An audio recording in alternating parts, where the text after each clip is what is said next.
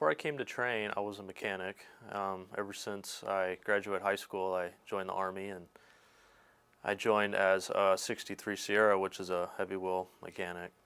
So I've always kind of been into mechanical type stuff. I worked from diesel to forklifts. Going to community college, and it was through there that I heard about Trane.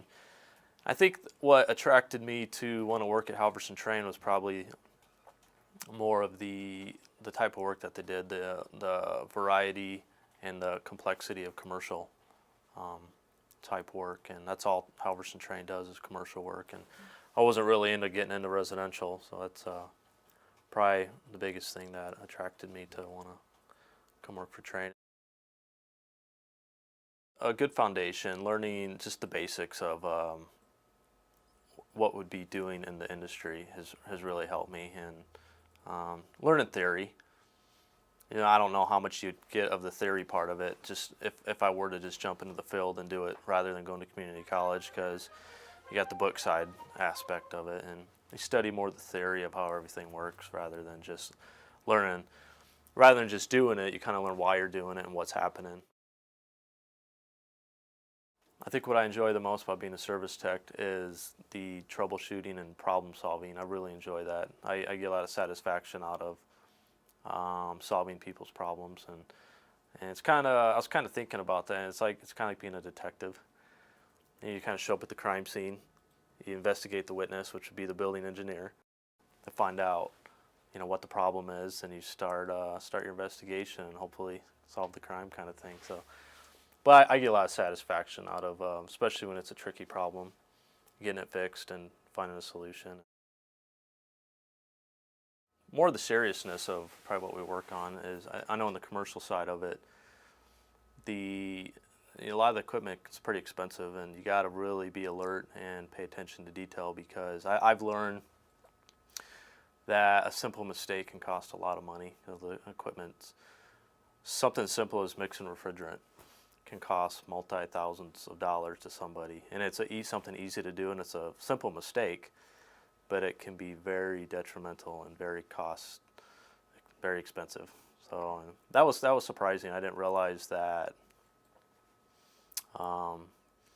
Just the kind of the complexity in the commercial side was a lot more than I thought, and it really drives me to really pay attention and to focus and to be careful that is what you're working on. Someone pays us good money to fix their equipment, and they have high expectations from us.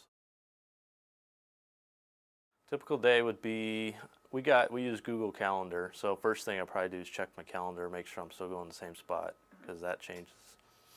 That's something too.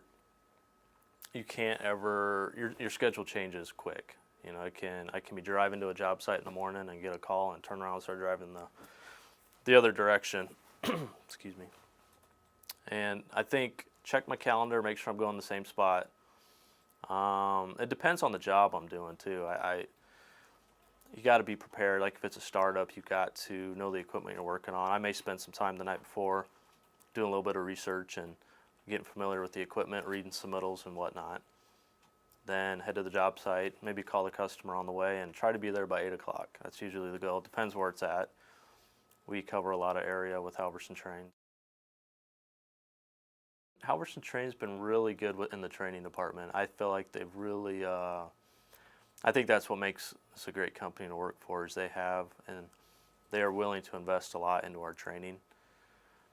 Whether that's sending us to Trane factory school in La Crosse or wherever, up in Minnesota to gain knowledge and just to become better techs. I feel like they've invested really good into that. And one good thing about working for Trane too is being the factory that we have access to Trane's website, which there's limitless and endless information on there, and you get on there and spend a lot of time researching, studying. So really, it's as much as you want to invest into it,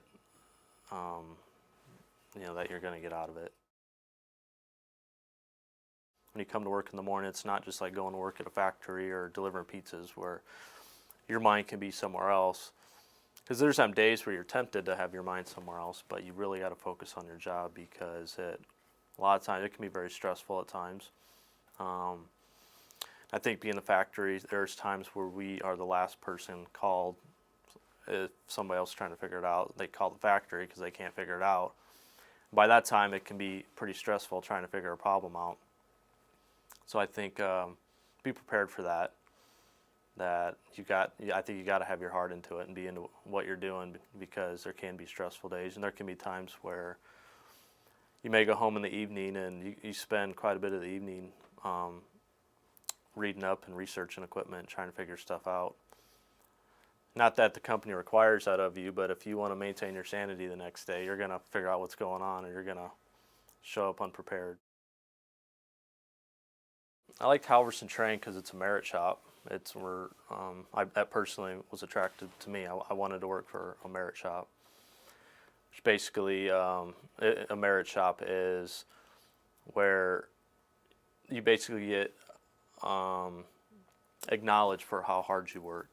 So Trane has proved themselves in that way, where they will reward you according to your labor, basically. And so you'll get out of it what you put into it. And I like that, and they've been true to their word, and it's been a good company to work for. They care about their employees. They really make you feel that way, that they invest a lot in their employees.